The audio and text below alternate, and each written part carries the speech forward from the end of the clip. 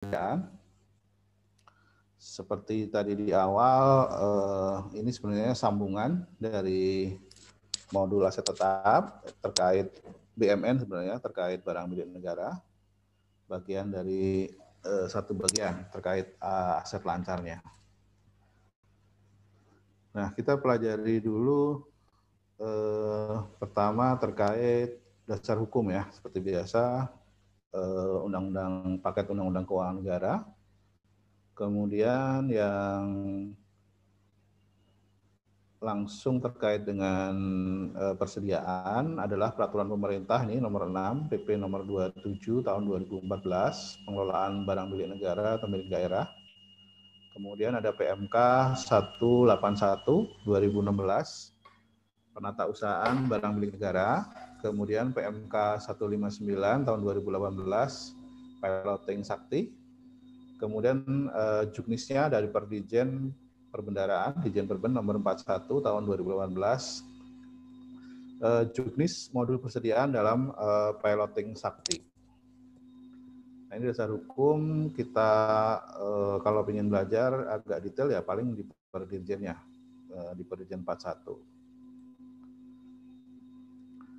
Nah, berikutnya kalau kerangka teori sama lah ya, best practice-nya sama dengan yang kita pelajari minggu lalu, bisa kita baca lagi di modul aset tetap. Nah, kita langsung masuk ke kebijakan akuntansinya ya, kebijakan akuntansi terkait pengakuan, pengukuran, dan pengungkapan.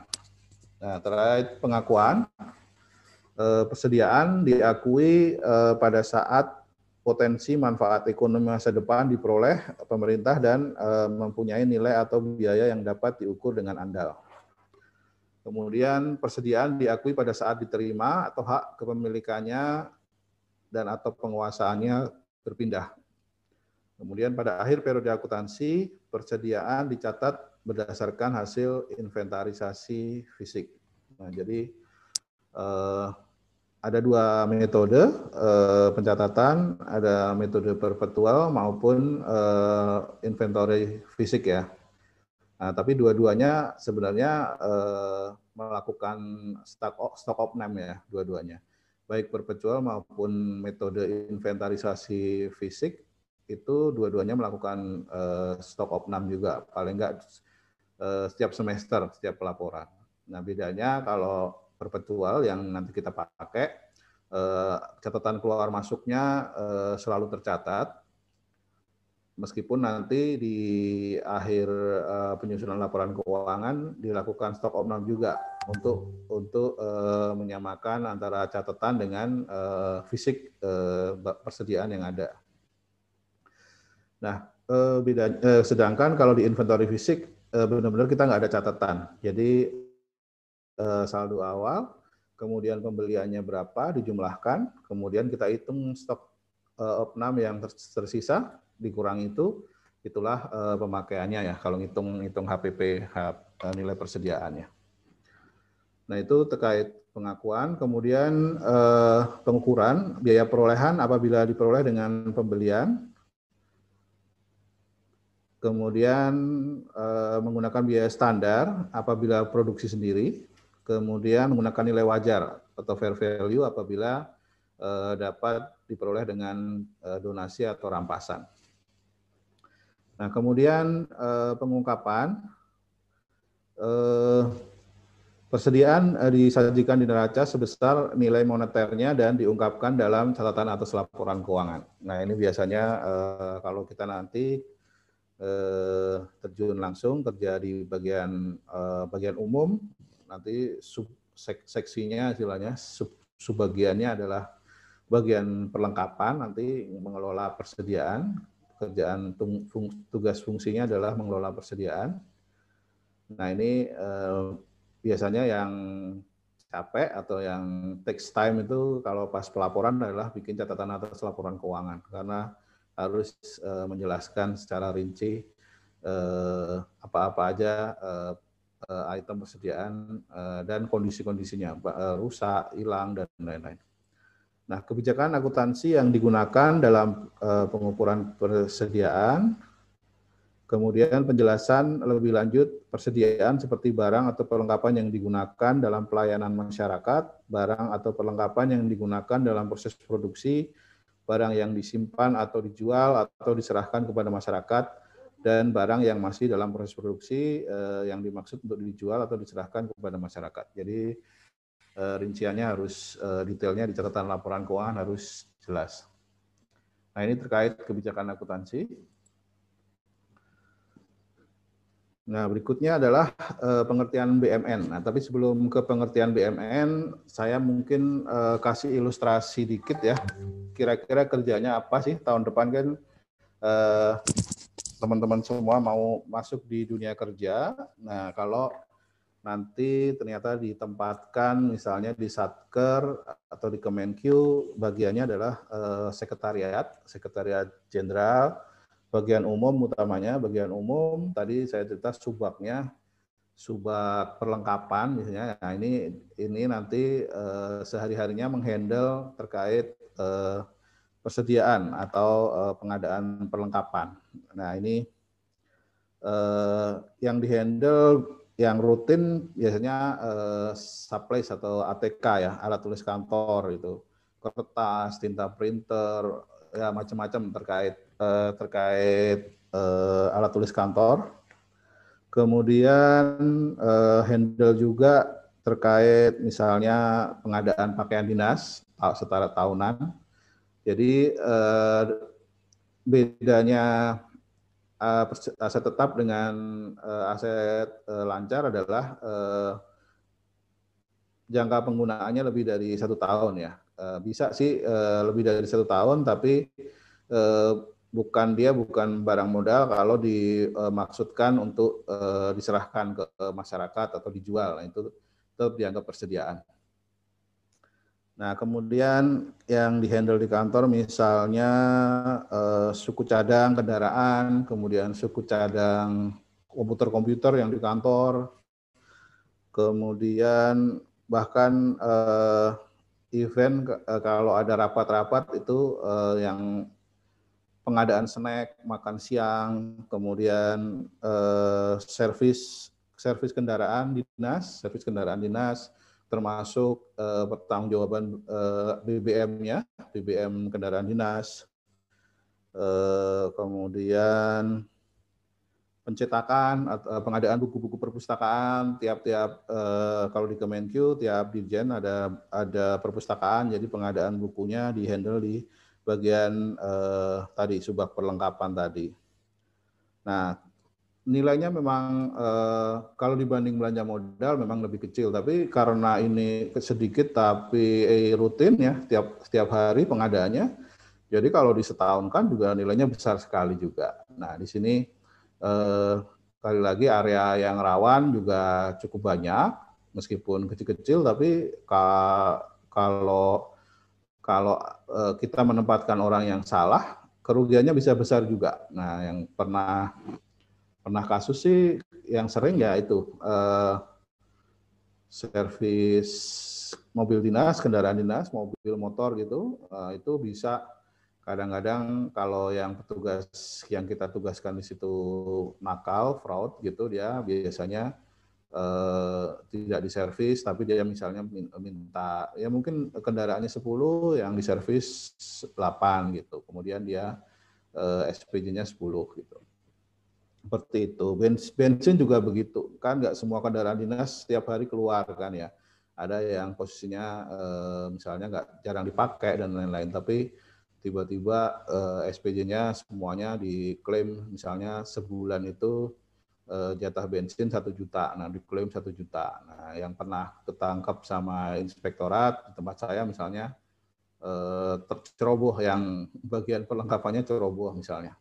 Yang pernah ketemu itu bensin misalnya, pengadaan bensin, model kendaraannya kendaraan ya Avanza lah ya, Avanza tankinya maksimal 42 gitu. Nah, dia selama ini nggak ketahuan SPJ dia minta kwitansi ke pom bensin gitu, dia minta kwitansi ke pom bensin, dia SPJ-kan. Nah, suatu saat dia ceroboh, ada salah satu kwitansi yang isiannya itu 45 liter misalnya. Padahal kapasitas kendaraan yang di kantor itu maksimal 42. Nah ini ada satu yang 45, berarti dia fiktif. Mungkin ada truk ngisi bensin, dia minta struknya ke petugas di Pertamina gitu ya, di pom bensin dia minta struknya mana gitu. Dia SPJ kan, ketahuan lah sama pemeriksa. Nah itu terus misalnya ya banyak sih ya. ATK juga kalau dulu sih yang bisa fraud atau enggak ya, saya juga nggak tahu. Pengadaan ATK tapi rekanannya ada tokonya adalah toko dari pegawai. Saya nggak tahu itu legal atau enggak ya, tapi menguntungkan banget ya. Tokonya jadi laris banget karena mensuplai, bayangin mensuplai kebutuhan ATK sekantor gitu. Tapi karena pejabat pengadaannya kenal dengan pegawai yang punya toko di rumah gitu, jadi dia yang mensuplai ya, macam-macam lah ya gitu. Kurang lebih seperti itu. Kecil-kecil tapi potensi fraudnya tetap tinggi gitu. Belum lagi kalau misalnya tidak pengawasan, otorisasinya kurang misalnya. Ya akhirnya beli yang aneh-aneh yang nggak penting-penting, nggak sesuai dengan pekerjaan. Misalnya beli apa? Beli jaket, beli apalah yang untuk kepentingan pegawai, tapi sebenarnya nggak terkait langsung dengan kebutuhan kerja. Nah itu kurang lebih cerita nanti kalau bekerja di bagian subak perlengkapan bagian umum di sekretariat di satker pusat maupun daerah. Nah mungkin itu aja gambaran pekerjaannya. Nggak sulit, udah clerical, ketelitian, kejujuran yang intinya kalau di bagian ini. Nah, pengertian masuk kita lanjut. Pengertian barang milik negara meliputi semua barang yang dibeli atau diperoleh atas beban APBN atau berasal dari perolehan lainnya yang sah. Nah, kemarin kita bahas juga di aset tetap, perolehan lainnya yang sah. Yang pertama tadi pasti yang utama dari pembelian ya, belanja APBN. Kemudian perolehan lainnya yang sah, yang pertama barang yang diperoleh dari hibah atau sumbangan atau sejenisnya. Kemudian barang yang diperoleh sebagai pelaksanaan dari perjanjian atau kontrak. Barang yang diperoleh berdasarkan ketentuan perundang-undangan, barang yang diperoleh berdasarkan putusan pengadilan yang telah memperoleh ketentuan hukum tetap. Nah ini perolehan BUMN. Kemudian jenis barang milik negara, tadi saya di depan sudah disampaikan, ini erat kaitannya dengan aset tetap, ini bagian dari barang milik negara. Jadi dibagi 3, barang milik negara, aset lancar, ini persediaan yang kita bahas hari ini, kemudian ada aset tetap yang kita bahas minggu lalu, dan ada aset lainnya. Nah, kita masuk konsep dan prosedur persediaan. Nah, ini berdasarkan PP 71 tahun 2010, standar akuntansi pemerintah. Persediaan adalah aset lancar dalam bentuk barang atau perlengkapan yang dimaksudkan untuk mendukung kegiatan operasional pemerintah dan barang-barang yang dimaksud untuk dijual dan atau diserahkan dalam rangka pelayanan kepada masyarakat. Nah, itu tadi untuk mendukung kegiatan operasional pemerintah, tadi yang saya sebutkan tadi ada ATK, kemudian pakaian dinas, suku cadang komputer dan lain-lain, itu untuk mendukung kegiatan operasional pemerintah. Kemudian barang yang dimaksudkan untuk dijual atau diserahkan dalam rangka pelayanan masyarakat. Nah ini misalnya yang baru kemarin misalnya 1,2 juta ampul vaksin Sinovac misalnya, vaksin dari COVID-19. Nah ini termasuk persediaan karena dia dalam perolehannya dalam rangka untuk diserahkan kepada masyarakat. Nah ini persediaan atau aset yang berupa barang, yang pertama barang atau perlengkapan yang digunakan dalam rangka kegiatan operasional pemerintah. Kemudian yang termasuk persediaan juga adalah bahan atau perlengkapan yang digunakan dalam proses produksi, barang dalam proses produksi yang dimaksudkan untuk dijual atau diserahkan kepada masyarakat, barang yang disimpan atau dijual atau diserahkan kepada masyarakat dalam rangka kegiatan pemerintah. Nah, ini yang termasuk dalam kategori persediaan. Nah, berikutnya ruang lingkup persediaan. Ada yang pertama, barang atau perlengkapan yang digunakan sendiri dalam rangka kegiatan operasional pemerintah. Nah, tadi seperti contoh tadi ada barang habis pakai, barang tak habis pakai, dan barang bekas pakai. Kemudian kriteria kedua, barang yang dibeli untuk dijual atau diserahkan kepada masyarakat. Nah, tadi ada contohnya juga. Kemudian barang yang digunakan dalam proses produksi jika pemerintah memproduksi sendiri atau barang swakelola. Nah, ini ada barang baku atau sublease, kemudian barang dalam proses, setengah jadi, kemudian barang jadi.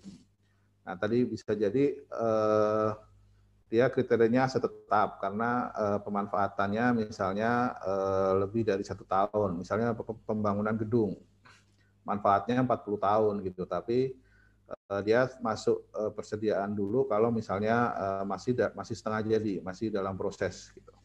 Nanti kalau sudah dan tujuannya untuk diserahkan ke masyarakat misalnya. Nanti kalau sudah jadi menjadi barang modal. Nah, persediaan berdasarkan akunnya ada barang konsumsi, kemudian amunisi. Nah, ini kalau terkait TNI misalnya ada amunisi, kemudian bahan untuk pemeliharaan, kemudian suku cadang, persediaan untuk tujuan strategis, kita cukai dan leges. Kita cukai kita tahu, kita cukai rokok, kemudian leges itu ada kertas tapi bersertifikat yang harus kita dibayar gitu.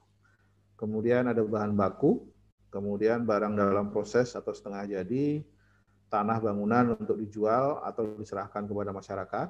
Tadi bangunan, contohnya bangunan, tapi tujuannya untuk kemudian diserahkan ke masyarakat. Kemudian hewan dan tanaman untuk dijual atau diserahkan kepada masyarakat. Misalnya ada pengadaan sapi, misalnya, tapi tujuannya untuk bansos, bantuan sosial diserahkan kepada masyarakat. Ini masuk persediaan. Berikutnya kode akun belanja barang persediaan. Ini ada kode akun 52 ya. Kebanyakan 52 kodenya barang pengadaan barang jasa ada kode 52, tapi ini 521811 belanja barang persediaan barang konsumsi. Ini digunakan untuk mencatat belanja barang yang menghasilkan persediaan berupa barang konsumsi. Tadi ada ATK, bahan cetakan, alat-alat rumah tangga dan lain-lain. Kemudian 521812 ini belanja persediaan amunisi, ini di Tentara Nasional Indonesia atau Kementerian Pertahanan misalnya, digunakan untuk mencatat belanja barang yang menghasilkan persediaan berupa amunisi. 521813 ini belanja persediaan pita cukai, meterai dan leges. 521821 belanja barang persediaan bahan baku. Ini untuk mencatat belanja barang yang menghasilkan persediaan berupa bahan untuk proses produksi yang berupa bahan baku. Kemudian kode akun 521822 belanja barang persediaan barang dalam proses. 521831 belanja barang persediaan untuk tujuan strategis atau berjaga-jaga. Kemudian 521832 belanja barang persediaan lainnya. Nah, ini kode-kode akun dari barang persediaan pemerintah. Berikutnya siklus persediaan. Yang pertama perolehan atau persediaan masuk, ya. Kemudian yang kedua persediaan keluar. Intinya bertambah dan berkurang persediaannya. Nah, perolehan atau persediaan masuk bisa dari pembelian atau hibah masuk. Ini kalau ada hibah dari satker lain misalnya, kemudian ada transfer masuk. Nah, persediaan keluar sebaliknya, kalau ada pemakaian, kemudian ada hibah keluar, kita menghibahkan ke satker lain, atau ada transfer keluar. Nah, ini untuk persediaan masuk, misalnya kelompok transaksi persediaan masuk, fungsinya mencatat penambahan persediaan, bisa dari pembelian, hibah masuk, transfer masuk, dan lain-lain. Nah, jurnalnya persediaan bertambah di debit, kemudian persediaan belum diregister atau transfer masuk di kredit. Kemudian kelompok transaksi yang kedua yaitu persediaan keluar, ini untuk mencatat pengurangan persediaan, bisa dari pemakaian tadi, hibah keluar atau transfer keluar. Jurnalnya beban persediaan di debit, persediaan berkurang di kredit. Nah, ini jurnalnya. Nah, kemudian berikutnya alur proses. Yang pertama tadi perolehan atau pembelian, pengadaan atau pembelian, pengadaan persediaan dapat menggunakan mekanisme kontraktual maupun langsung. Jadi bisa dikontrakkan atau bisa pengadaan langsung. Nah, alur prosesnya adalah yang pertama permintaan pengadaan persediaan dari unit teknis, dari direktorat-direktorat, misalnya kekurangan apa yang habis, misalnya tinta printer atau kertas, misalnya kertas A4, HVS, dan lain-lain, kemudian merequest ke bagian umum, bagian pengadaan. Kemudian step berikutnya adalah pembelian ke pihak ketiga atau supplier. Dikirimlah purchase order. Jadi tadi dari purchase requisition, kemudian dibikinlah purchase order oleh bagian umum. Kemudian supplier menyerahkan barang kepada satker, kemudian ditandatangani dengan berita acara serah terima. Kemudian bagian penerimaan dia akan melakukan pengecekan barang apakah sesuai dengan spesifikasi yang dipesan. Kemudian kalau oke, dia sementara ke penyimpanan persediaan di gudang. Kemudian dilakukan pencatatan barang masuk pada kartu persediaan. Nah, itu alur proses pengadaan atau pembelian. Sedangkan sebaliknya kalau alur proses persediaan keluar, persediaan keluar dapat terjadi karena adanya pemakaian, penjualan atau penyerahan kepada masyarakat, pemberian ke entitas atau satker lain, maupun karena ada penghapusan. Nah, ini prosesnya kalau ini ada permintaan barang persediaan dari unit teknis, tadi ada habis, misalnya tinta printer habis, kemudian dia minta ke bagian umum. Kemudian bagian umum melakukan pengecekan ketersediaan barang di gudang, tinta printer misalnya untuk printer HP misalnya seri ini ada enggak. Kemudian kalau ini tersedia, kemudian penyerahan barang kepada unit teknis dan pencatatan barang keluar pada kartu persediaan. Jadi setelah diserahkan dicatat barang keluar. Nah, ini alur proses persediaan keluar.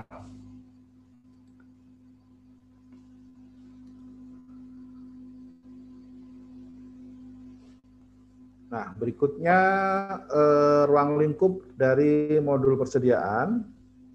Modul persediaan adalah bagian dari aplikasi Sakti yang berfungsi untuk mencatat transaksi barang persediaan, pembuatan jurnal transaksi, dan pembuatan laporan persediaan.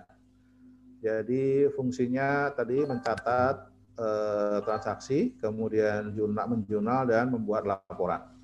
Nah, ini ruang lingkupnya. Pertama, migrasi data saldo awal. Ini kalau misalnya sekarang nih banyak satker masih pakai aplikasi persediaan yang lama. Nah, misalnya tahun depan pas teman-teman lulus, kemudian ditempatkan di satker, kemudian karena ada piloting Sakti, satkernya kebetulan misalnya berubah dari terjadi perubahan dari aplikasi lama ke Sakti. Nah, ini perlu migrasi data saldo awal dari aplikasi yang existing, yang lama, aplikasi persediaan, data-datanya dimigrasi ke aplikasi Sakti yang masih baru tadi, yang masih kosong tadi. Step kedua adalah ruang lingkup kedua, setup metode pencatatan dan penilaian. Jadi ada metode pencatatan dan penilaian, ada beberapa. Untuk pencatatan misalnya tadi ada perpetual sama ada inventory fisik ya misalnya. Nah, kita pilih yang perpetual. Kemudian penilaiannya ada FIFO, rata-rata atau harga terakhir. Nah, kita bisa misalnya pilih yang harga terakhir. Nah, itu di setup dulu aplikasinya. Kemudian pencatatan referensi kode barang. Ini sama kalau kayak komitmen ya, kita mencatat nomor rekening supplier dulu. Nah, ini kita catat dulu referensi kode barang-barangnya. Kemudian baru setelah tercatat di database ada, baru bisa dilakukan mekanisme pencatatan transaksinya. Kemudian tiap periode, baik bulanan maupun semesteran, tahunan, ada tutup buku. Kemudian pelaporan dan terakhir konsolidasi. Nah, konsolidasi ini kalau misalnya Dirjen Perben lah gampangnya, Dirjen Perben ada Kanwil, ada KPPN. Nah, ini kalau ada laporan unit eselon 1, UAPB, yang melaporkan adalah laporan persediaannya ada di Dirjen Perben di kantor pusat. Nah, nanti hasil konsolidasi dari laporan persediaan dari seluruh kanwil Perben. Nah, itu ada mekanisme konsolidasinya. Nah, tapi karena di Sakti database-nya udah satu, jadi nggak otomatis by system. Nah, kalau aplikasi yang lama masih pakai istilahnya ADK ya. Kita colok flash disk dari masing-masing kanwil, kumpulin data, kirim ke unit eselon 1 ke dirjennya, baru dikonsolidasi. Nah, itu agak lebih sulit dan rawan kesalahan misalnya. Nah, dengan aplikasi Sakti yang database-nya satu, tentu saja potensi kesalahan bisa diminimalisir. Nah, output dari modul persediaan di Sakti ada buku persediaan, ini tentu saja catatannya, recordnya. Kemudian ada laporan persediaan dan laporan posisi persediaan di neraca, termasuk tentu saja calegnya ya, catatan atas laporan keuangannya.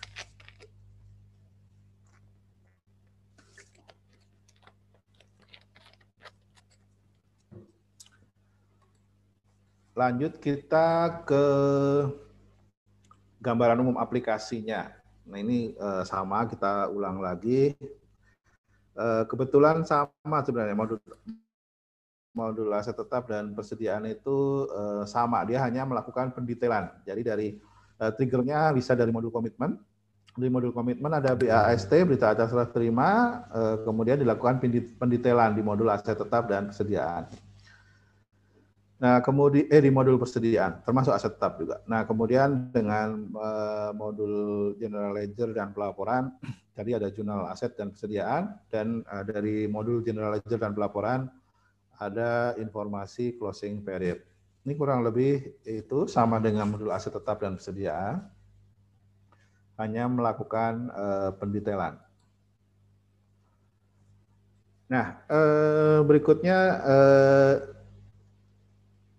diagram alir interkoneksi Sakti dengan sistem aplikasi lain. Nah, ini kita sudah hampir katam ya, hampir selesai kita belajar aplikasi Sakti. Dari modul anggaran sudah, modul pembayaran sudah, modul komitmen sudah, yang belum nih modul piutang dan general ledger dan pelaporan. Nah, ini minggu depan piutang, kemudian agak terakhir modul general ledger dan pelaporan. Modul administrasi hanya terkait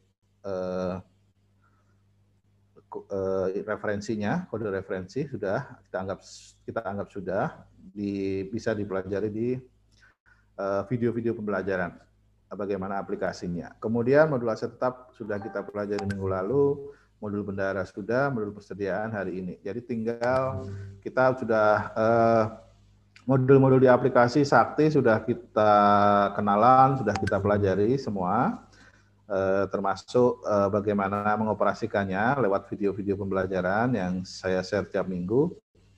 Kemudian yang masih belum, masih PR kita modul piutang dan modul GLP nanti di 2 minggu berikutnya. Nah, SPAN juga tadi SPAN kita udah selesai, kita lebih ke Sakti sekarang. Kecuali nanti tambah satu di MFAS terkait pembahasan siklus utang. Nah, berikutnya penggunanya, pengguna aplikasi Saktinya, ruang lingkup unit pengguna aplikasi Sakti, pengelolaan persediaan di unit kuasa pengguna barang UAKPB. Tadi saya agak-agak lupa singkatannya. UAKPB ini tingkat eselon 1, misalnya di JPK sebagai Satker Induk. Nah, kebetulan di JPK nggak punya Kanwil, jadi kita cuma satu UAKPP, nggak punya UAP, nggak punya pembantu. Nah, ada pengelola persediaan di unit akuntansi pembantu kuasa pengguna barang UAP KPB sebagai Satker pembantu. Nah, ini contohnya yang gampang, misalnya Dirjen Perbendaraan. Dirjen Perbendaraan ada Kanwil. Nah, di kantor pusatnya dia namanya UAKPB, Unit Akuntansi Kuasa Pengguna Barang. Dia yang bikin pelaporan.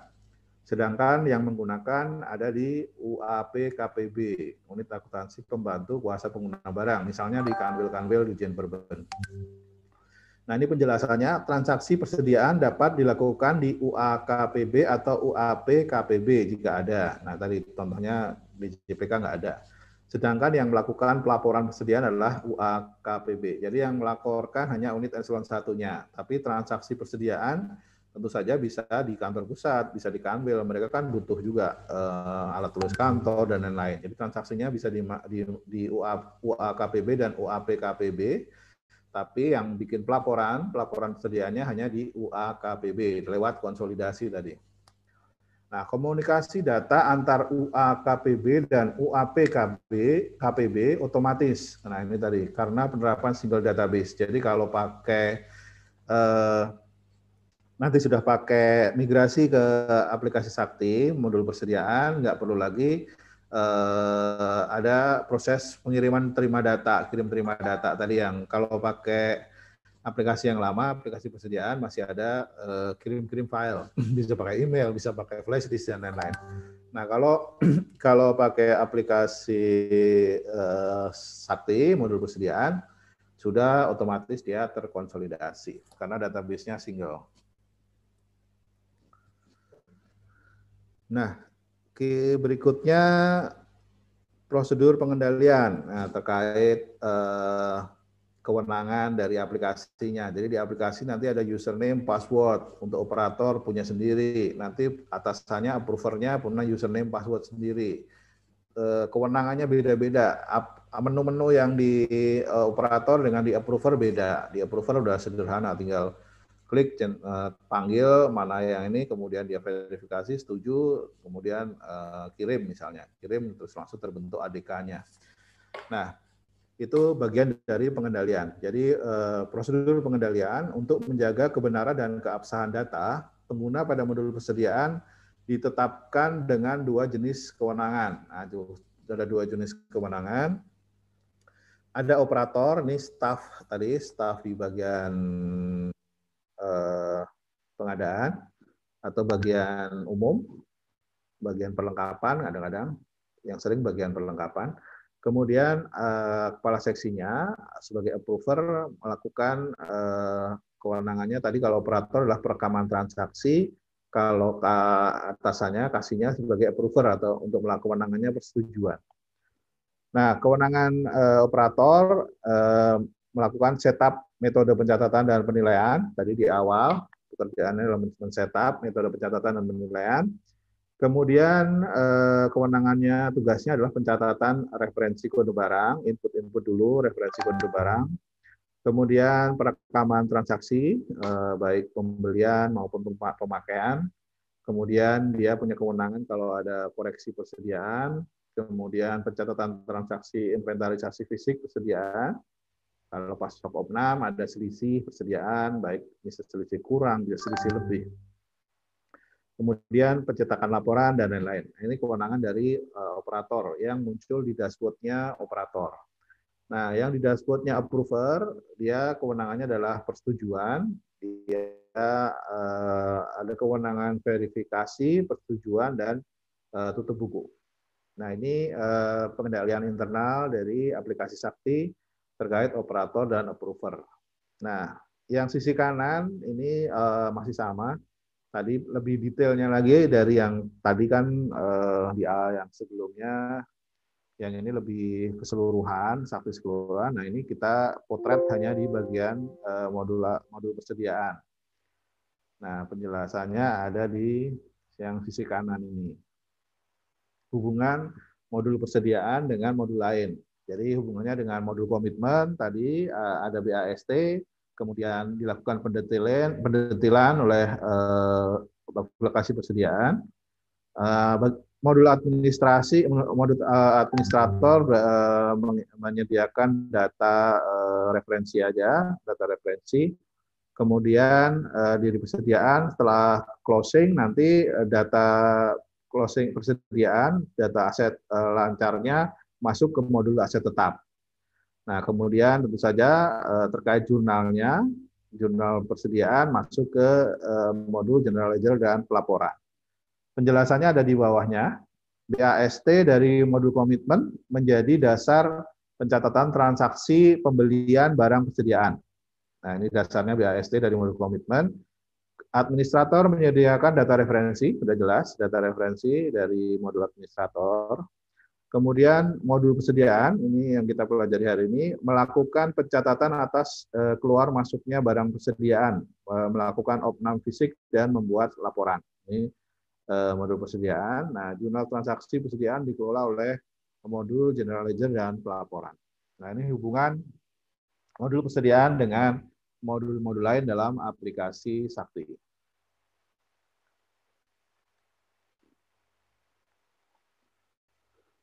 Berikutnya masih di gambaran umum aplikasi, ini adalah alur proses pada modul persediaan. Hampir sama dengan aset tetap, tapi agak beda dikit. Nah, ini alur prosesnya. Yang pertama start, kemudian langkah pertama adalah setting metode. Tadi setting metode ada 2. Langkah berikutnya adalah migrasi referensi dan transaksi. Nah ini kalau penggunaan pertama, kita baru pertama kali menggunakan modul persediaan dalam aplikasi Sakti. Jadi kita perlu migrasi dulu data-data di modul persediaan di aplikasi yang sebelumnya, yang lama. Tapi kalau sudah ini tahun kedua, ya nggak perlu lagi, langsung ke sini, ke transaksi yang baris ini. Jadi ada transaksi masuk, kemudian transaksi keluar, transfer masuk atau transfer keluar, kemudian ada transaksi koreksi, kemudian opnam fisik. Nah, kemudian pencetakan di approver dulu, persetujuan. Kalau sudah persetujuan bisa lakukan cetak laporan. Kemudian approver juga melakukan tutup buku. Nah, setelah ditutup buku, laporan persediaan akan bergabung atau dikonsolidasi di laporan modul aset tetap di bagian aset lancarnya. Kemudian selesai. Nah, ini kurang lebih alur proses pada modul persediaan.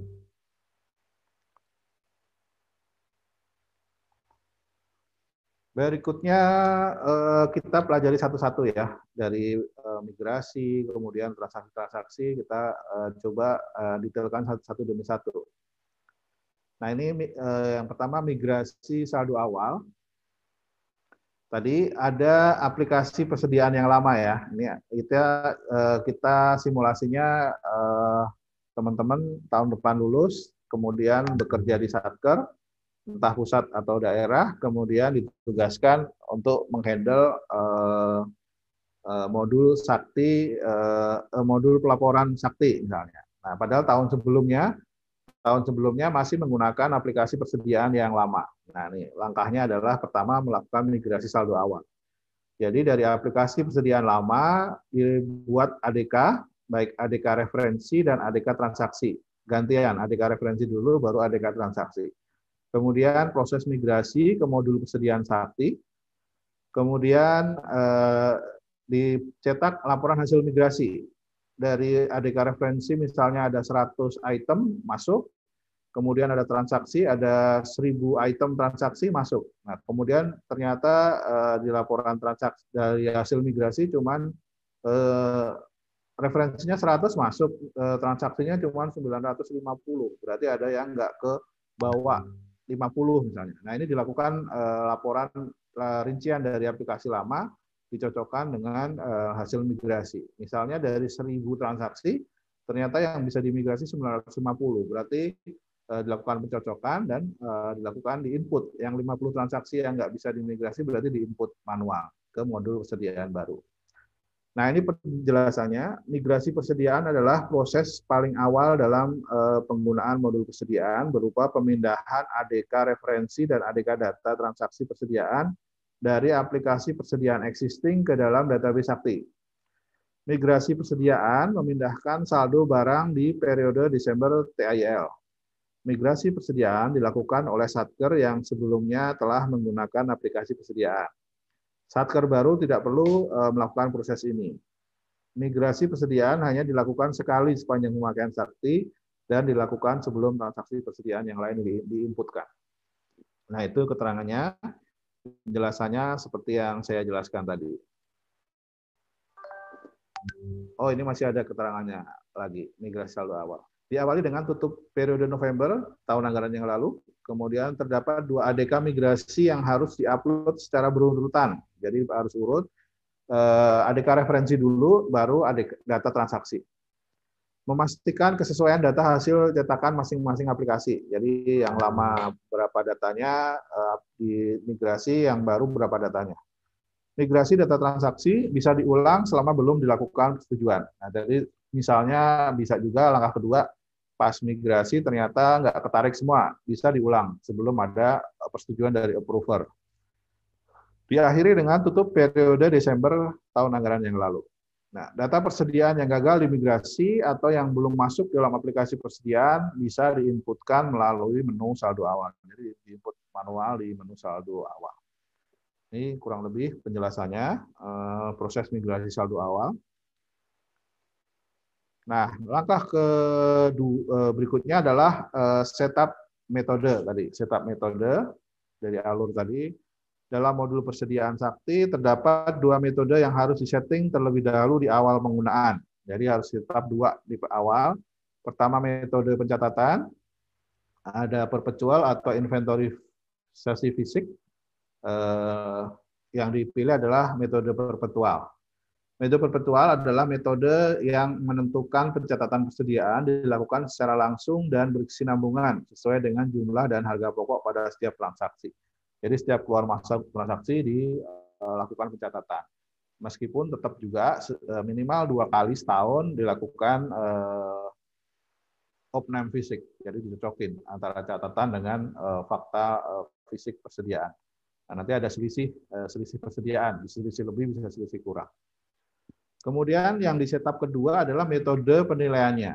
Di aplikasi di setup metode penilaiannya, bisa pilihannya ada harga satuan terakhir atau HPT, kemudian bisa ada opsi pilihan harga rata-rata atau first in first out. Nah, ini. Dalam hal metode first in first out belum bisa diterapkan karena alasan teknis dan lainnya, pemerintah masih menggunakan harga perolehan terakhir. Jadi idealnya first in first out, tapi karena alasan teknis satu dan lain hal, yang digunakan masih harga satuan terakhir. Nah, nanti kelompok 7 coba bahas tuh dampak penerapan metode FIFO terhadap kualitas laporan keuangan persediaan terutama.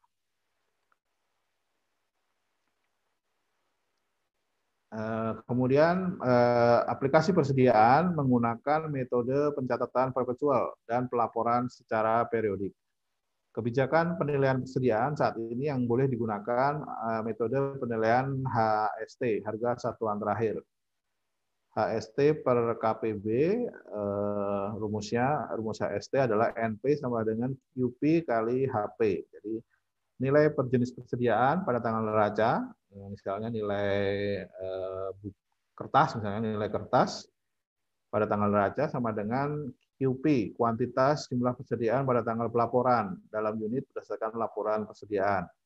Misalnya kuantitasnya 100 RIM kali harga pokok, harga pembelian terakhir HP. Harga HP adalah harga pembelian terakhir persediaan dalam rupiah per unit berdasarkan faktur pembelian. Jadi faktur pembelian 1 RIM kertas A4 terakhir misalnya harganya 40.000, berarti kuantitasnya kali harga pembelian terakhir. Nah, ini rumus HST per masing-masing jenis persediaan.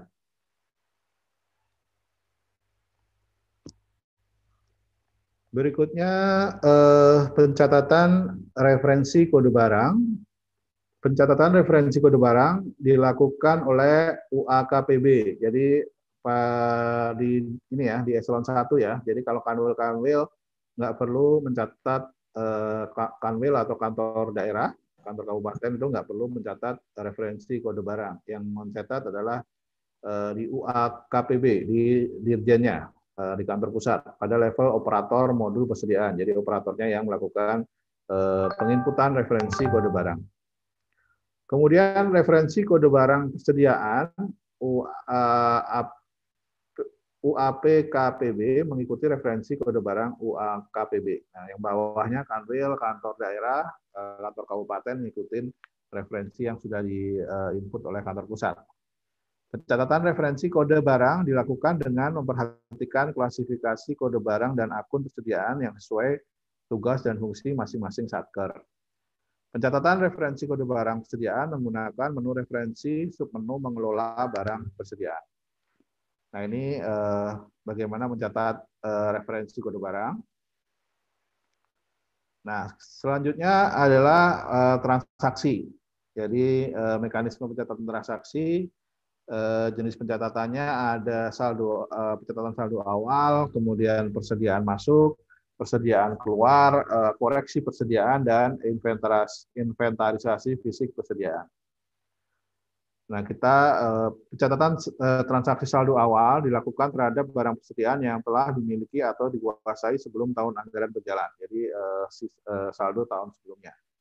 Kemudian pencatatan transaksi persediaan masuk dilakukan terhadap barang persediaan yang diperoleh pada tahun anggaran berjalan. Jadi perolehannya, pembeliannya yang rutin. Kemudian pencatatan persediaan keluar dilakukan terhadap penggunaan, penyerahan, dan atau penghapusan barang persediaan yang dilakukan pada tahun anggaran berjalan. Transaksi-transaksi penggunaan, keluar bisa itu dicatat sebagai persediaan keluar. Kemudian pencatatan transaksi koreksi persediaan dilakukan terhadap kesalahan proses pembukuan barang persediaan. Jadi kalau ada salah input, salah data, salah input, dilakukan koreksi persediaan. Kemudian pencatatan transaksi inventarisasi fisik persediaan dilakukan terhadap barang persediaan dengan membandingkan antara catatan pembukuan dan modul persediaan dengan saldo barang secara fisik. Sama-sama memperbaiki nilai atau kuantitas dari persediaan, tapi bedanya kalau koreksi persediaan kita terjadi kesalahan data atau kesalahan input. Tapi kalau inventarisasi fisik bukan karena kesalahan, tapi karena hasil stok opnam. Ternyata ada penyusutan tapi kalau misalnya stok opnamnya ternyata terjadi selisih yang besar, itu ada kemungkinan ada fraud di situ, bisa jadi ada pencurian. Tapi kalau kurang lebihnya dengan stok opnam sedikit, itu masih wajar dan bisa diterima dari dilakukan adjustment tadi, selisih persediaan.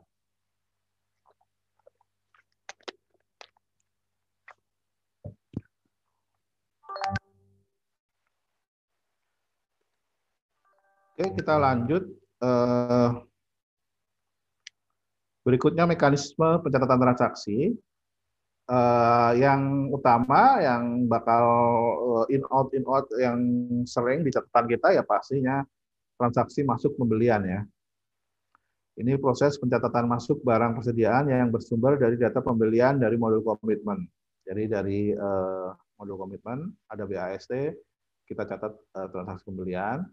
Proses pencatatan masuk melalui pembelian ini adalah dengan melakukan unit bikin bond, nanti kepala seksinya tanda tangan setuju minta item ini. Nah, itu transaksi keluar atau yang pemakaiannya lah habis pakai. Atau yang kedua ada transaksi keluar selain habis pakai, ada transfer keluar, hibah keluar, barang usang rusak keluar lainnya, penghapusan usang rusak. Tapi ini ya prosentasenya lebih kecil lah. Yang dominan ya di baiknya adalah transaksi keluar habis pakai kalau nanti kita akan hadapi di dunia kerja tahun depan. Nah, tadi koreksi ya. Tadi udah jelasin dikit bedanya koreksi dengan hasil stok opnam. Nah, ini mekanisme koreksi. Koreksi dilakukan tanpa melalui kegiatan opnam fisik. Jadi bukan karena hasil opnam ya. Jadi kita memang menyadari, oh misalnya nemu kwitansi. Loh, kemarin saya catat barangnya 5, ternyata di kwitansi 15. Nah, itu dilakukan koreksi. Koreksi dilakukan atas kesalahan jumlah barang, nilai barang, kodifikasi barang. Bisa jadi juga nih harganya salah misalnya. Kita ngambil kwitansi A harganya 500, padahal di kwitansi B harganya udah beda. Atau salah kode barang. Koreksi harus mendapat persetujuan dari user approval, jadi harus disetujui oleh approvalnya, kepala seksinya. Koreksi atas kesalahan kodifikasi barang dilakukan dengan cara reklasifikasi, baik reklas antar sesama kode barang persediaan maupun reklas keluar barang persediaan ke aset tetap, dan atau reklas masuk barang persediaan dari aset tetap.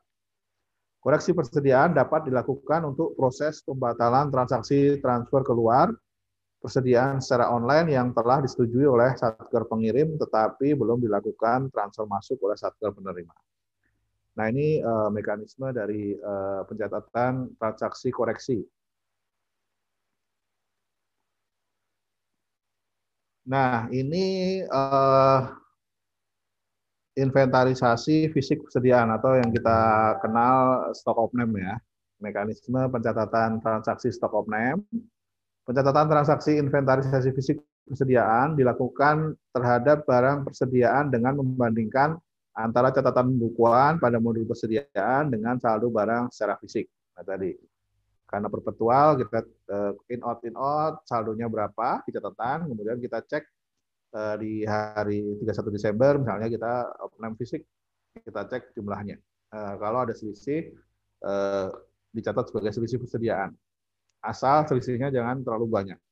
Kalau selisih terlalu banyak bisa dicurigai ada fraud di bagian gudang misalnya, ada pencurian dan lain-lain. Hasil berita acara opname fisik ini akan diinputkan ke dalam modul persediaan dan akan menjadi saldo akhir barang persediaan. Pencatatan transaksi inventarisasi fisik persediaan dilakukan oleh operator menggunakan menu transaksi inventarisasi fisik.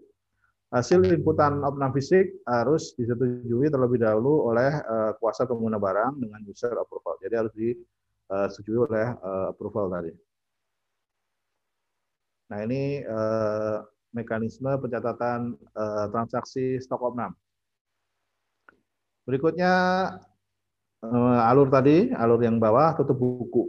Nah, ini sama dengan minggu lalu di aset tetap.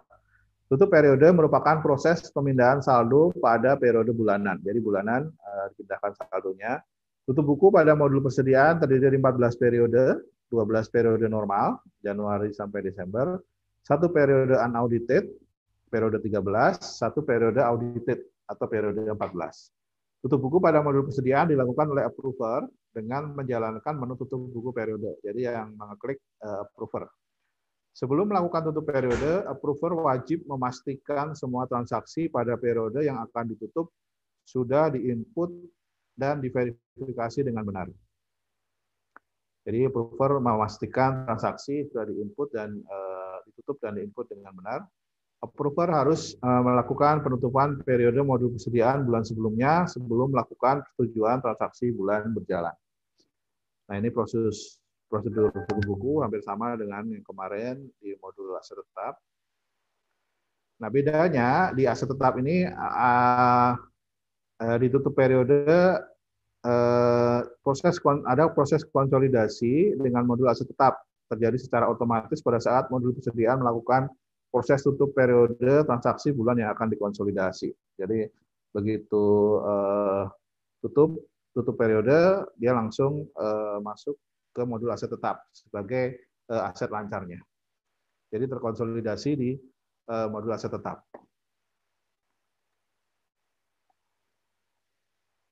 Nah, berikutnya tentu saja reportnya ya. Setelah closing, tentu saja reportnya tergenerate.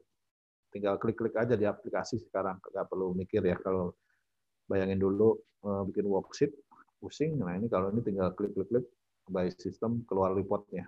Jadi laporan di modul persediaan, menunya ada laporan buku persediaan, catatannya sendiri, kemudian laporan persediaan yang akan masuk di neraca, kemudian laporan rincian persediaan, ini bisa backup calegnya nanti, kemudian laporan daftar transaksi persediaan, laporan mutasi barang persediaan, laporan posisi persediaan di neraca, dan lain-lain. Nah ini report-reportnya, tapi semua sudah bisa didukung oleh aplikasi Sakti.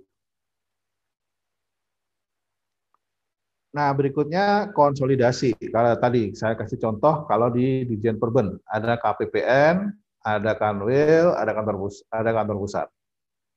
Dalam hal UAKPB, kantor pusat membentuk UAPKPB, konsolidasi pada tingkat UAKPB dilakukan dengan mekanisme sebagai berikut.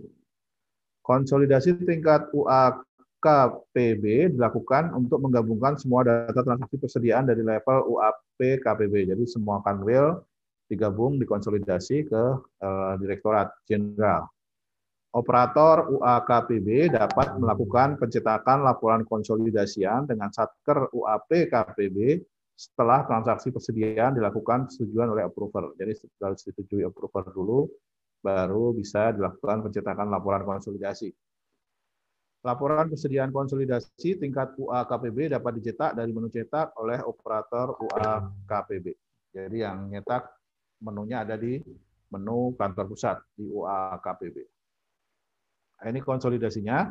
Kalau zaman dulu ribet banget, ngumpulin, bayangin aja 34 provinsi, 34 kanwil misalnya, harus lengkap dulu, semua kirim ADK.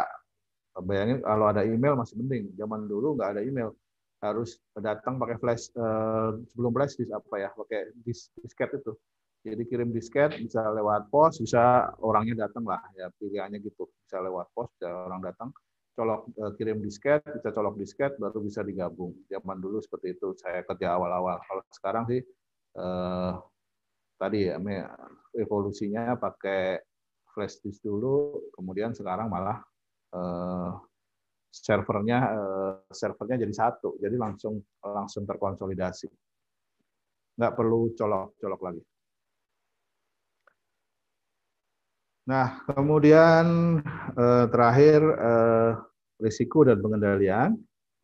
Ini risiko dari modul persediaan tadi meskipun kecil-kecil tapi banyak, transaksinya banyak. Kalau dikumpulin bisa banyak juga. Yang lucu kemarin kan apa? 10.000 Menteri Sosial 10.000 bisa jadi 17 miliar gitu ya. Nah, data induk yang tidak akurat dan tidak valid pada modul persediaan terdapat data induk terkait yang berpotensi tidak akurat dan tidak valid. Ketidakakuratan dan ketidakvalidan pada data induk Sakti bisa berimplikasi pada kekeliruan pencatatan, penatausahaan, dan pelaporan persediaan pada laporan keuangan. Nah, pengendaliannya bisa pengendalian integritas pemrosesan data. Ini bisa bentuk pengendaliannya, pengendalian aplikasi. Tadi ada username, password, bisa pengendalian input, proses, output, digunakan untuk meminimalkan ketidakakuratan dalam ketidakvalidan master data. Yang kedua, akses kontrol ya, pembatasan akses pada data induk. Jadi akses kontrol dapat dilakukan dalam rangka mencegah pegawai atau pihak yang tidak punya wewenang melakukan perubahan master data terkait modul persediaan. Karena kalau data master yang dirubah, efeknya bisa signifikan.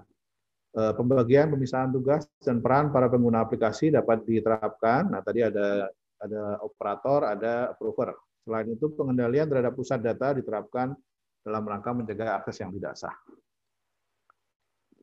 Berikutnya risiko kedua, kehilangan dan kerusakan data. Ini seperti biasa ancaman berupa master data yang rusak dan hilang, misalnya lagi diupdate, lupa nge-save dan lain-lain. Pada modul persediaan berpotensi terjadi, bisa kebakaran, kebanjiran, sabotase pusat database, data disimpan dapat terjadi sewaktu-waktu. Perlindungan yang kurang memadai atas infrastruktur TIK berisiko mengancam keberlangsungan sistem. Nah, ini pengendaliannya seperti biasa, ada backup data dan menerapkan disaster recovery plan. Ini sudah sering kita bahas. Nah, yang ketiga, potensi risiko dari persediaan, pengelolaan persediaan adalah inefisiensi pembelian persediaan. Kemungkinan Satker membeli persediaan yang tidak dibutuhkan atau tidak perlu dibeli dapat terjadi. Misalnya, kalau zaman dulu itu kepala-kepala kantor suka dibikin ruang karaoke di ruangannya gitu, buat nyamannya beliau-beliau gitu. Tapi itu kan sebenarnya nggak mendukung kerja kayak gitu. Hal ini jika Satker mendelegasikan pengadaan pembelian persediaan pada unit masing-masing secara independen. Selain itu, kurangnya review yang memadai dari pejabat yang berwenang dapat menyebabkan inefisiensi tersebut. Nah, pengendaliannya adalah adanya review dan persetujuan dari pejabat. Langkah antisipatif untuk mencegah inefisiensi pembelian persediaan adalah dengan melakukan review yang cukup dan persetujuan oleh pejabat yang berwenang di Satker. Kemudian perlunya sentralisasi dan koordinasi fungsi pengadaan pembelian, jadi harus satu tempat dengan jadi ada approval dari tempat lainnya, ada kontrol check and balance-nya. Dengan menerapkan fungsi pengadaan atau pembelian yang tersentralisasi dan saling berkoordinasi antar unit satu dengan unit lainnya dapat mencegah pembelian persediaan yang sebenarnya tidak perlu dilakukan oleh unit tertentu. Jika terdapat persediaan yang tidak terpakai di salah satu unit, dapat digunakan oleh unit lainnya yang memerlukan, tidak perlu membeli ulang persediaan tersebut. Hal ini sesuai dengan lingkup pengelolaan BUMN. Tadi ada transfer masuk, transfer keluar. Nah, ini ada link materi pembelajaran, bisa diklik aja. Ini contohnya, saya kasih contoh. Nah, ini ada persediaan. Nanti kita bisa misalnya pengen upname fisik, klik aja, ada rekam hasil upname fisik, bagaimana ini juknisnya. Nah, ini juknis penggunaan menu transaksi pada modul persediaan, itu di link tadi. Nah, misalnya upname fisik, kode transaksi PE01, PE02, nama menu, upname fisik, rekam hasil upname fisik, deskripsi menu. Menu ini digunakan untuk menginput hasil upname fisik dalam hal terdapat perbedaan jumlah barang persediaan antara hasil pemeriksaan fisik dengan buku persediaan tertanggal dilakukan upname fisik. Upname fisik dilakukan paling sedikit sekali dalam satu semester. Dokumen sumbernya, berita acara, hasil upname fisik, validasinya. Sebelum dilakukan rekam hasil upname fisik, semua transaksi semester bersangkutan harus sudah dilakukan persetujuan, sehingga tidak boleh ada transaksi yang masih belum disetujui approval. Validasi urutan tanggal, kemudian sudah tutup buku modul persediaan periode sebelumnya. Ada tata cara perekamannya, bisa diikutin, kemudian jumlah jurnalnya, kalau pencatatan upname fisik, beban persediaan di debit, barang persediaan di kredit. Ini kalau selisihnya kurang ya. Kemudian ilustrasi transaksi, pada setiap akhir semester, Satker harus melakukan upname fisik dengan cara mencetak bahan upname fisik yang berisi saldo barang sesuai dengan tercatat di aplikasi, kemudian operator mencocokkan saldo aplikasi dengan saldo barang real yang ada di gudang. Setelah selesai, jika ada perbedaan saldo, maka operator menginput saldo yang sesuai kondisi fisik. Nah, ini silahkan dipelajari, ada link ini terkait akuntansinya lebih dan bagaimana petunjuk teknis di aplikasi Saktinya. Ini ada persediaan, kemudian ada aset tetap, minggu lalu ada aset tetap ada, kemudian piutang yang akan kita pelajari minggu berikutnya piutang, kemudian minggu setelah disela oleh DM Fast utang. Ini ada modul GL dan pelaporan. Nah, link ini silahkan dipelajari terkait bagaimana juknisnya penggunaan aplikasi Sakti. Saya rasa itu saja untuk aplikasi persediaan. Kalau ada pertanyaan atau ada yang perlu didiskusikan? Izin bertanya, Pak. Ya, silahkan Mbak Rita ya. Iya, Pak. Jadi tuh dalam mekanisme pencatatan transaksi masuk, selain barang pembelian, terdapat barang rampasan. Nah, barang yang seperti apa yang dapat masuk dalam klasifikasi barang rampasan tersebut, serta contohnya di Satker pemerintahan itu seperti apa, Pak? Terima Ya, kasih, Pak. terima kasih Mbak Dita. Tadi ada contoh barang rampasan ya. Yang jelas banyak ya ini ya di bea cukai ya. Bea cukai nanti kalau yang penempatan Kemenkyu bea cukai eh, rokok ilegal banyak banget barang rampasan rokok ilegal, minuman keras ilegal. Kalau minuman keras dia hancurin ya.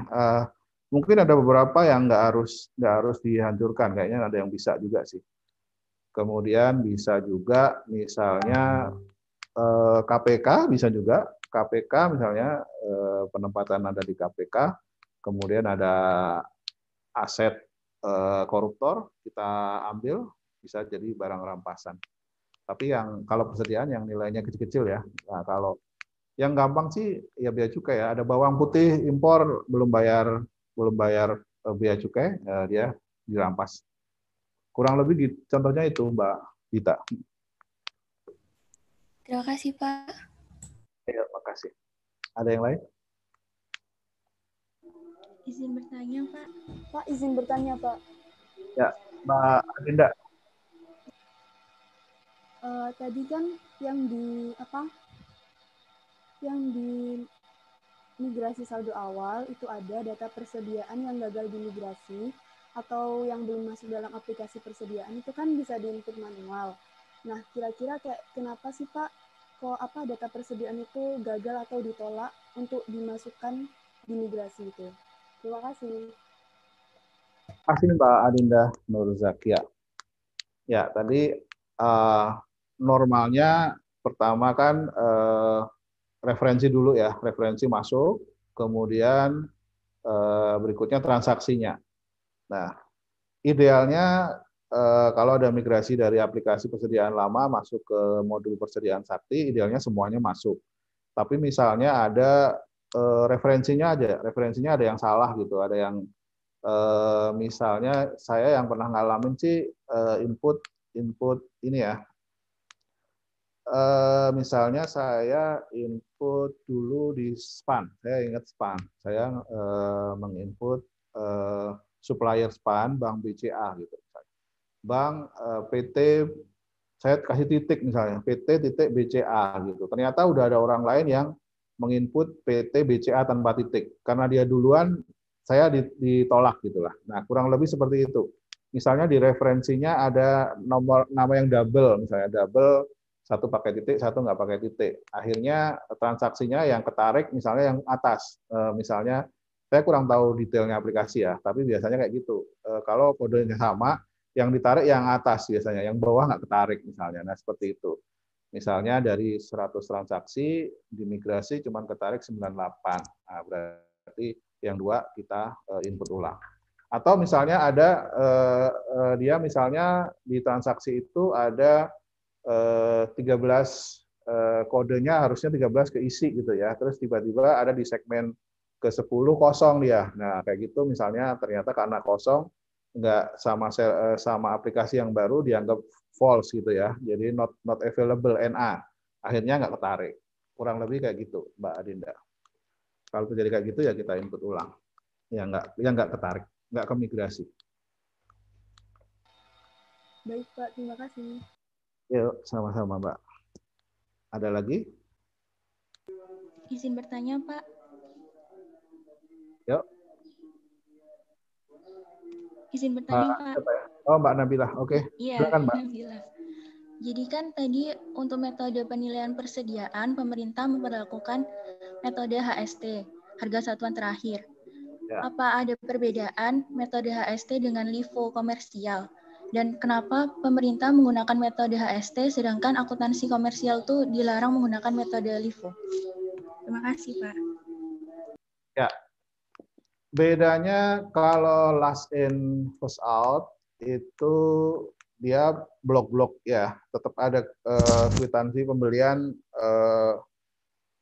periode 1, periode 2, periode ketiga. Nah, pemerintah mau gampangnya aja benernya. Jadi misalnya beli kertas 4 kali ya, 4 kali beli kertas yang dipakai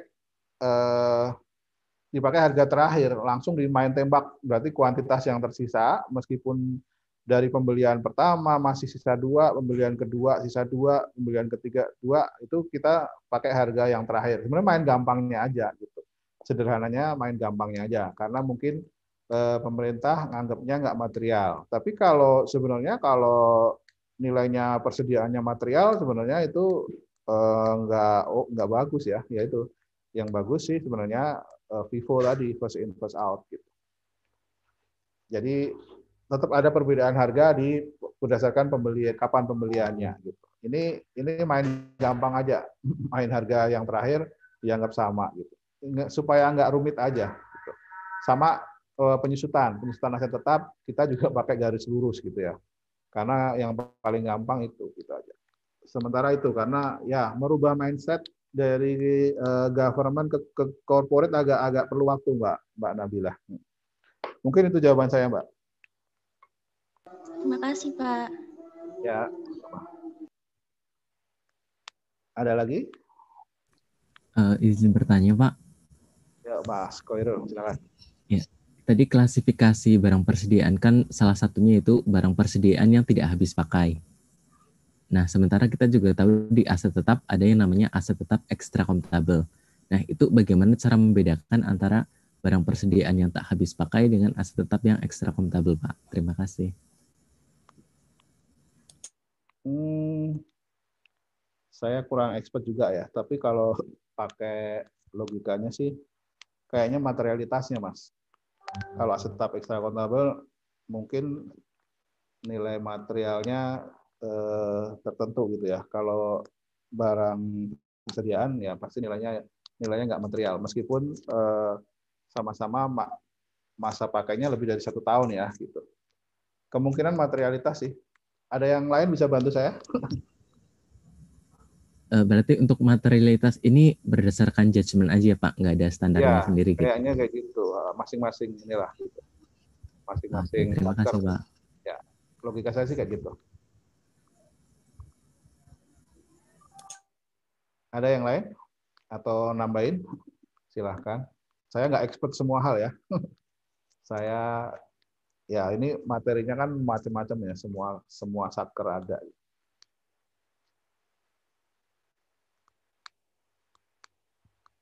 Cukup? Kalau cukup kita ke sesi 2 ya. Tolong dipersiapkan. Ini materinya juga susah nih, benar-benar susah juga. Dampak penerapan metode first in first out terhadap kualitas laporan keuangan. Kita coba diskusikan aja. Materinya titipan dari dosen koordinator sebenarnya. Kelompok 7, Mbak Nisrina Hasna Alyani, Mbak Nur Ifani Hairunisa, dan Mas Rais Setiawan. Silahkan disiapkan. Kemudian yang membahas kelompok 2, Mbak Dita Ayu Rahmadani, Mbak Nabila Bilkis Amatullah, dan Mas Wildan Aziz. Silakan siap-siap juga.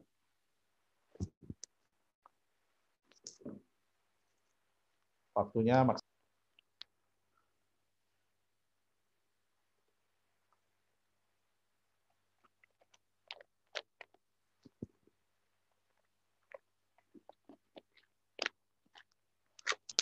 Sudah terlihat?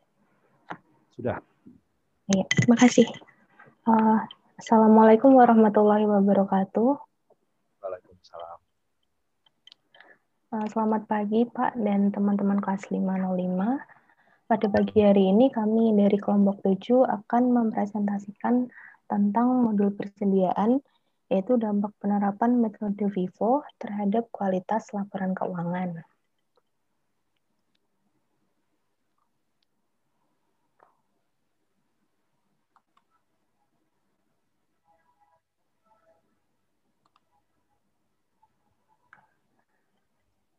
Berikut anggota dari kelompok kami, ada Nisrina Hasna Alyani, Nur Ifani, dan Rais Setiawan. Kemudian untuk materi yang akan kami bahas, yaitu yang pertama ada pengertian tentang persediaan, kemudian metode pencatatan, metode penilaian, kemudian kelebihan dan kekurangan dari metode FIFO, kemudian dampak FIFO terhadap laporan keuangan, dan yang terakhir mekanisme modul persediaan di Sakti. Yang pertama itu adalah pengertian persediaan. Persediaan adalah aset lancar dalam bentuk barang atau perlengkapan yang dimaksudkan untuk mendukung kegiatan operasional pemerintah dan barang-barang yang dimaksudkan untuk dijual dan atau diserahkan dalam rangka pelayanan kepada masyarakat. Untuk dasar hukumnya, ini ada UU nomor 1 tahun 2004, kemudian ada PP nomor 71 tahun 2010, kemudian ada PSAP nomor 05 tentang akuntansi persediaan, dan yang terakhir ada PMK 224 atau PMK 5 tahun 2016. Contoh aset yang termasuk dalam persediaan di akuntansi pemerintah ini, contohnya yang pertama di persediaan barang habis pakai, itu yang pertama ada persediaan ATK atau alat tulis kantor, kemudian persediaan dokumen atau administrasi tender, kemudian persediaan perangko, materai, dan benda pos lainnya. Untuk contoh yang persediaan bahan atau material, itu yang pertama ada persediaan bibit ternak, bahan baku bangunan, bahan obat-obatan, dan yang terakhir ada bahan makanan pokok. Kemudian untuk persediaan barang lainnya, contohnya ini ada persediaan barang yang akan diberikan kepada pihak ketiga.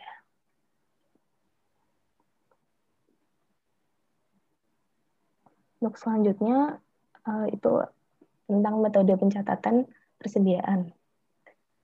Metode pencatatan ini ada dua. Yang pertama yaitu metode sistem perpetual, dan yang kedua ada metode sistem periodik.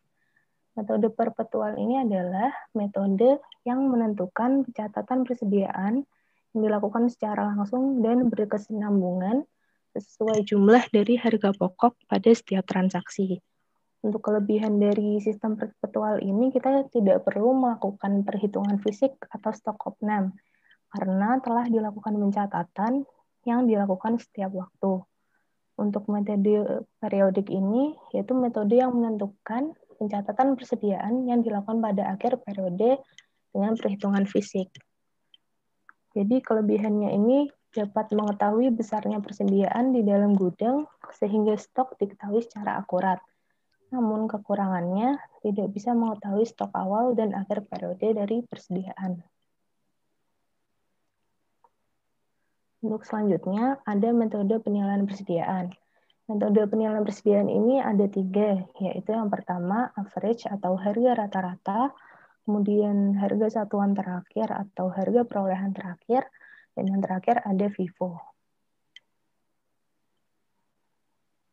Yang pertama yaitu metode harga rata-rata. Metode harga rata-rata ini menghitung harga pos yang terdapat dalam persediaan atas dasar biaya rata-rata barang yang sama yang tersedia selama suatu periode. Biaya rata-rata ini dapat berupa biaya rata-rata tertimbang yang digunakan jika menggunakan sistem periodik dan biaya rata-rata bergerak yang digunakan jika menggunakan sistem perpetual. Perhitungan harga dilakukan dengan menjumlahkan harga pembelian dan nilai persediaan dibagi dengan jumlah persediaan setelah pembelian.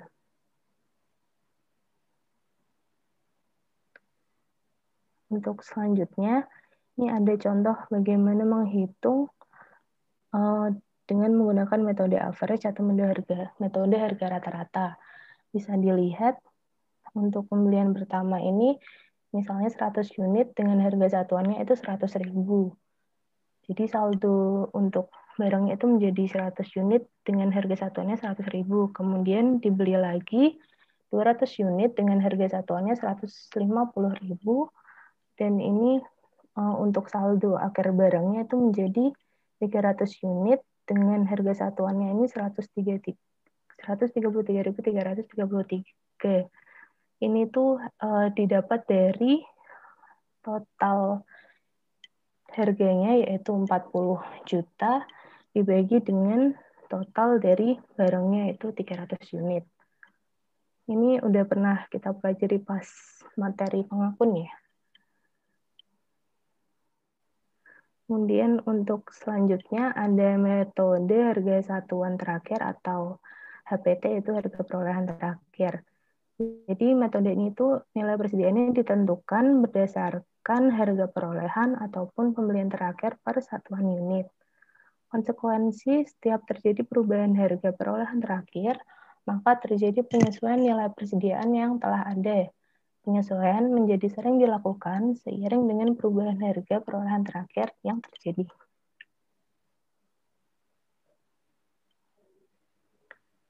Kemudian ini ada contoh dari penggunaan metode HST atau HPT.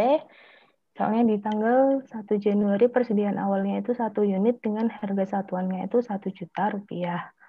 Kemudian di tanggal 10 Januari dilakukan pembelian 1 unit yaitu seharga 1.100.000.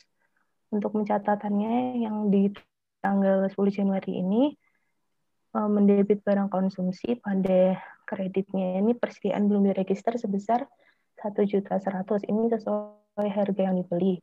Kemudian ada penyesuaian sebesar 100.000 yaitu dengan mendebit barang konsumsi dan mengkredit penyesuaian nilai persediaan. Kemudian di tanggal 20 Januari terdapat pemakaian 1 unit. Pemakaiannya ini itu besaran nilainya mengikuti harga barang yang masuk terakhir atau yang dibeli terakhir yaitu sebesar 1.100.000 ini.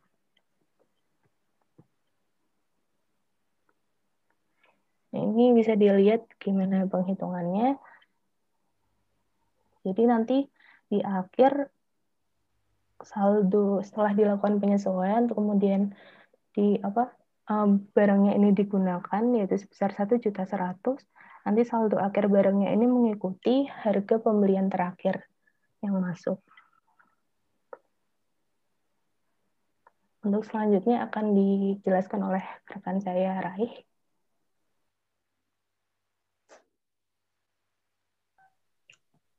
Selanjutnya metode PIPO. Metode PIPO merupakan sebuah metode penilaian persediaan yang mengasumsikan bahwa barang-barang yang dibeli pertama kali adalah barang-barang pertama yang akan dijual. Dengan demikian, harga perolehan barang yang lebih dahulu dibeli dianggap akan menjadi harga pokok penjualan terlebih dahulu. Lanjut.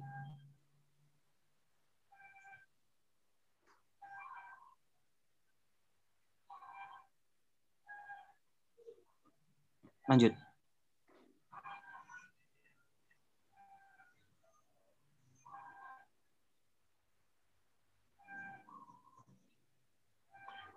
Metode PIPO. Dalam metode PIPO dikenal COGS, yang merupakan biaya yang digunakan untuk membeli barang pertama kali. Metode PIPO digunakan atas dasar asumsi bahwa biaya atau kos pembelian produk harus disesuaikan dengan laba atau hasil penjualan. Nantinya kos atau biaya persediaan produk yang masuk terakhir akan dijadikan sebagai patokan biaya barang yang masih tersisa hingga di periode akhir yang dilaporkan pada laporan posisi keuangan. Lanjut. Penggunaan metode PIPO dalam manajemen persediaan memiliki beberapa tujuan, yaitu yang pertama, menghindari barang agar tidak kadaluarsa dan tertimbun lama di gudang. Yang kedua, menggabungkan semua unsur laba saat dilakukan proses penjualan yang dimulai dari gain dan loss yang timbul akibat perubahan harga yang terjadi selama proses PIPO. Yang ketiga, untuk menyajikan persediaan akhir di dalam neraca berdasarkan harga yang paling akhir. Lanjut. Kelebihan dan kekurangan metode PIPO. Lanjut. Kelebihan PIPO mudah dipahami dan diterima secara universal. Pada metode PIPO, persediaan barang yang dijual adalah persediaan barang awal dengan perhitungannya yang mengikuti biaya pada setiap gelombang produksi. Hal tersebut membuat pembukuan lebih mudah dan memperkecil kemungkinan terjadi kesalahan. Lanjut.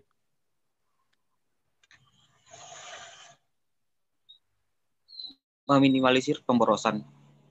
Dalam metode PIPO, produk yang pertama dijual terlebih dahulu. Maka dari itu, biaya penurunan produk bisa dihindari.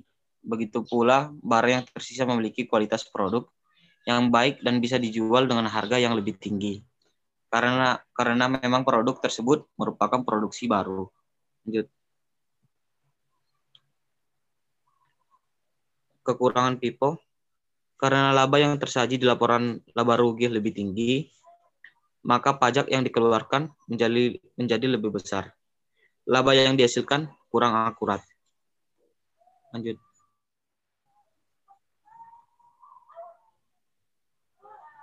Dampak PIPO terhadap laporan keuangan. Lanjut. Dampak penerapan PIPO terhadap LK.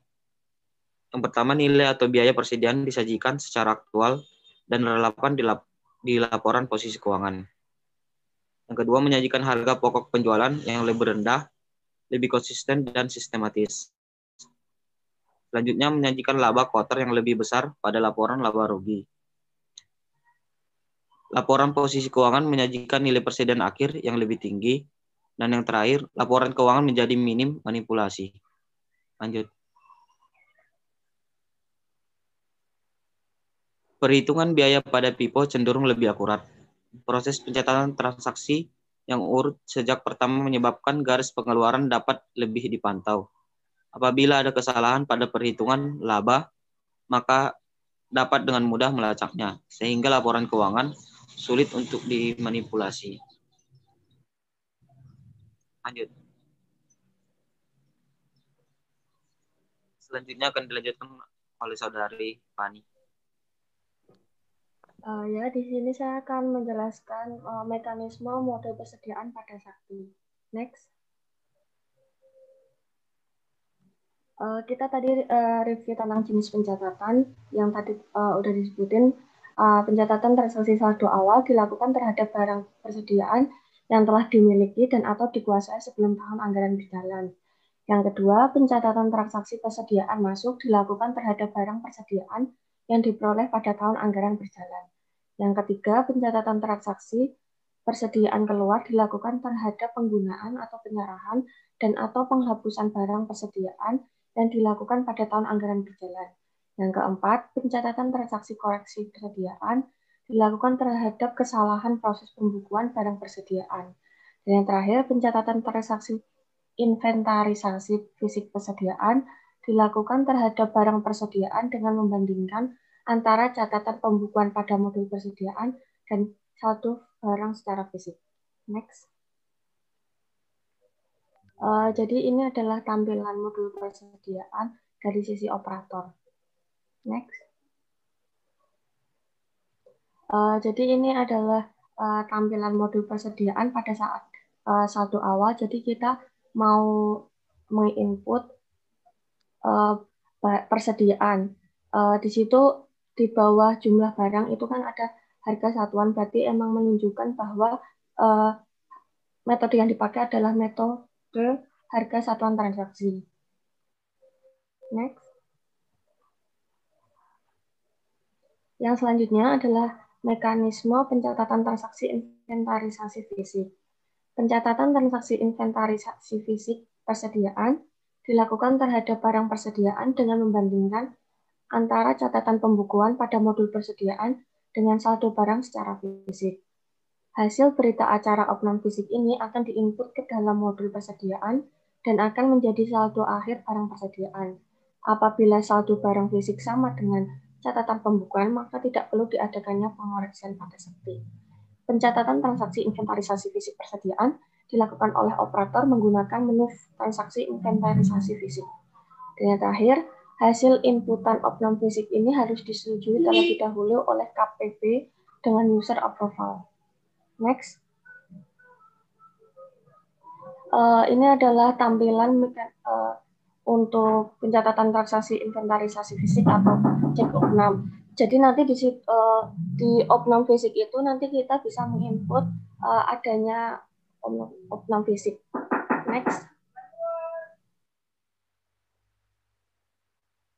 Sekian presentasi dari kelompok kami. Apabila ada kesalahan kami mohon maaf. Wassalamualaikum warahmatullahi wabarakatuh. Waalaikumsalam warahmatullahi wabarakatuh. Terima kasih kelompok 7, Mbak Nisrina, Mbak Fani, Mas Setiawan. Bagus sekali pemaparannya, komprehensif, lengkap, penyajiannya bagus, melengkapi apa yang sudah saya sampaikan sebelumnya. Selanjutnya silakan kelompok 2, Mbak Dita, Mbak Nabila, Mas Wildan, kalau ada yang perlu ditanyakan ke kelompok 7. Izin bertanya, Pak, untuk kelompok 7. Ya, silakan Mbak Dita. Dari hasil pemaparan tadi disebutkan bahwa penggunaan metode FIFO berdampak pada minimnya manipulasi terhadap laporan keuangan. Bagaimana hal tersebut dapat dijelaskan jika di sisi lain dalam suatu modul persediaan tersebut kurangnya sistem pengawasan yang memadai dalam pelaporan keuangannya. Maka bagaimana metode FIFO ini berfungsi untuk meminimalisir terjadinya manipulasi terhadap laporan keuangan perusahaan tersebut. Terima kasih. Ya, pertanyaannya bagus sekali Mbak Dita. Bagaimana metode FIFO ini membantu meminimalisir kecurangan persediaan di perusahaan atau pemerintah ya. Silakan kelompok 7.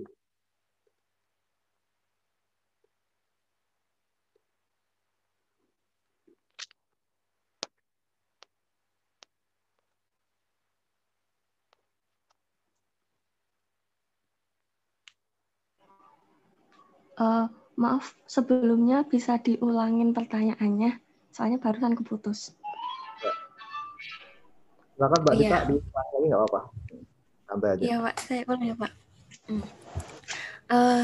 Disebutkan bahwa penggunaan metode FIFO berdampak pada minimnya manipulasi terhadap laporan keuangan. Bagaimana hal tersebut dapat dijelaskan jika di sisi lain dalam suatu modul persediaan tersebut kurangnya sistem pengawasan yang memadai dalam pelaporan keuangannya. Maka bagaimana metode FIFO ini berfungsi untuk meminimalisir terjadinya manipulasi terhadap laporan keuangan perusahaan tersebut. Terima kasih. Terima kasih Mbak Dita. Silakan kelompok 7. Izin menjawab ya Pak. Jadi yang kami temukan itu kenapa laporan FIFO sulit dimanipulasi adalah FIFO memberikan gambaran yang sangat akurat tentang perhitungan biaya. Garis pengeluaran biaya bisa ditarik secara urut sejak proses produksi hingga penjualan. Jika terjadi keraguan hasil saat perhitungan keuntungan atau bahkan seluruh perhitungan keuangan, maka bisa dilacak secara mudah. Dengan begitu, jika ada manipulasi yang mungkin dilakukan oleh pihak lain, maka akan mudah untuk ditemukan. Begitu jawaban dari kelompok kami, Pak. Terima kasih. Baik. Ya, makasih Mbak Nur Ivani. Kayaknya udah pas jawabannya. Terima kasih. Bagus sekali jawabannya juga. Silakan kelompok 2. Kalau ada pertanyaan yang lain. Mbak Nabila atau Mas Wildan. Masih ada waktu, 15 menit.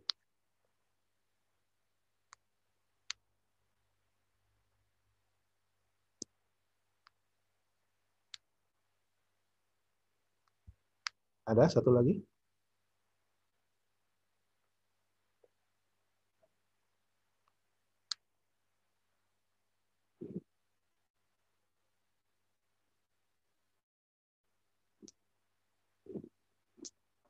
Atau udah cukup? Cukup jelas ya? Udah cukup, Pak. Udah cukup ya? Oke. Kalau udah cukup, ya. Sementara masih 45 menit, nggak apa-apa ya. Kita cukupkan ya. Karena memang materinya kurang lebih sama lah ya dengan aset tetap. Ini lanjutannya.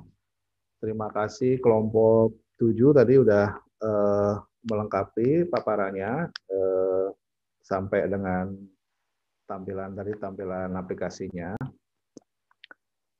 Terima kasih juga kelas 505 sudah menyediakan aplikasi Zoom-nya.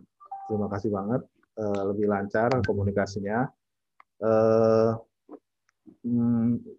Kita cukupkan PJJ pagi hari ini. Kita masih ada satu sesi lagi.